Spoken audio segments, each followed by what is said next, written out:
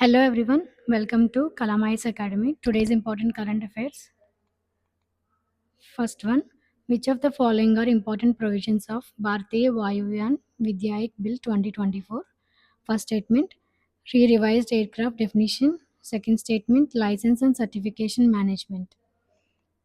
So ఇది న్యూస్‌లో ఎందుకుంది అంటే ఇది భారతీయ వాయువ్యాన విద్యాయక్ బిల్ 2024 ఎయిర్‌క్రాఫ్ట్ యాక్ట్ 1934 బిల్‌ని రీప్లేస్ చేసింది.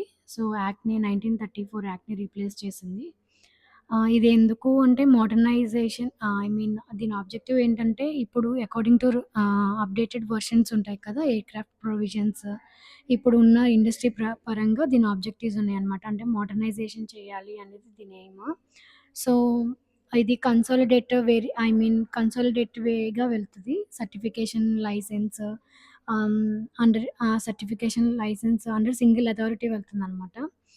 ఆహ్, so, first option is correct. Revised aircraft definition అనేది కరెక్ట్. సెకండ్ కూడా లైసెన్స్ అండ్ సర్టిఫికేషన్ మేనేజ్మెంట్ ఇది ఈ బిల్ అండర్ కిందే వస్తది. So, 1 and 2 are correct. Which of the given above statements are correct అనేది చూద్దాం. Option A only 1, B 2 only, C both, D none. Answer is C both. Consider the following statements regarding synuclein alpha proteins. SNCA గురించి ఇది SNCA ఇది mysterious protein అని first statement ఇచ్చారు. Second statement ఇది near nuclei of the cells ఎక్కడ ఉంటుందంటే it is found near the nuclei of the cells and at the junctions between two neurons. ఇది two neurons మధ్య ఫౌండ్ చేస్తారు అని చెప్పేసి సెకండ్ స్టేట్మెంట్. సో, ఇది ఎందుకు న్యూస్‌లో ఉంది అంటే ఇది జీన్ మ్యూటేషన్ అనేది ఎక్స్‌పెక్టెడ్ కన్నా హైయర్ ఉందనమాట పీడీ. సో, దీని మెయిన్ ఇది ఎఫెక్ట్ అయిన వాళ్ళకి ఎలా ఉంటుందంటే మూవ్‌మెంట్ డిసార్డర్స్ ఉంటాయి.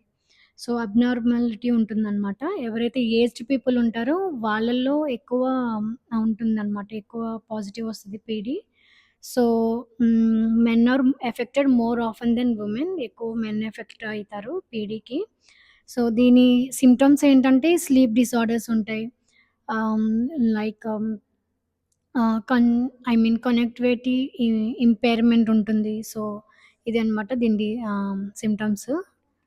So, which of the given above statements are correct? Correct అడిగారు. So, both statements are correct. Third one, in which of the following states exercise Tarang Shakti will be conducted. Tarang Shakti ఎక్కడ ఏ స్టేట్స్‌లో కండక్ట్ చేస్తారు అని అడుగుతున్నారు. So, first one Rajasthan, second one Tamil Nadu, third Arunachal Pradesh. Which of the above statements are correct? So, options are 1 and 2, 2 and 3, 1 and 3, D all of the above. So, answer is 1 and 2 only. ఎందుకంటే first phase తమిళనాడులో. So, ఈ మంత్‌లో సెప్టెంబర్‌లో second phase start చేస్తారు రాజస్థాన్‌లో. ఇది 51 కంట్రీస్‌తో start అయితుంది. సో, ఐఏఎఫ్ హోల్డ్ చేస్తుందనమాట. ఇది multi lateral exercise. 150 aircrafts involve అయ్యి ఉంటాయి దీనిలో. సో, 2 ఫేసెస్‌గా చేస్తున్నారు తరంగ్ శక్తిని. ఇది ఆగస్ట్, సెప్టెంబర్‌లో జరుగుతుంది 2 ఫేసెస్‌గా. 2 ప్లేసెస్‌లో తమిళనాడు అండ్ రాజస్థాన్. సో, ఇది మెయిన్ ఆబ్జెక్టివ్ ఏంటంటే plan to invite friendly foreign countries invite చేయాలి. సో, 51 కంట్రీస్ పార్టిసిపేట్ చేస్తున్నాయి. Like France, Germany, Spain, United Kingdom countries participate చేస్తున్నాయన్నమాట. So, next one, under which article provides for dismissal, removal or reduction in rank of civil servants without a department enquiry. Department enquiry లేకుండా civil సర్వెంట్స్‌ని ఏ article పరంగా ah, remove చేయొచ్చు or dismissal చేయొచ్చు అని. Options are A 310, B article 311, C article 312, D article 313. Answer is 311. Under 311 without any department enquiry civil సర్వెంట్స్‌ని dismissal చేయొచ్చు. So, ఇది ఎందుకు న్యూస్‌లో ఉంది అంటే 600 ఎస్ఎస్‌టీ కమాండోస్, పాకిస్తాన్ కమాండోస్ ఎల్ఓసీని బ్రేక్ చేసి ఇండియాలోకొచ్చేసారనమాట. సో, పాక్ దగ్గర మళ్ళీ కార్గిల్ టైప్‌లో ఇప్పుడు మళ్ళీ అదే మూవ్‌మెంట్స్ ఉన్నాయి.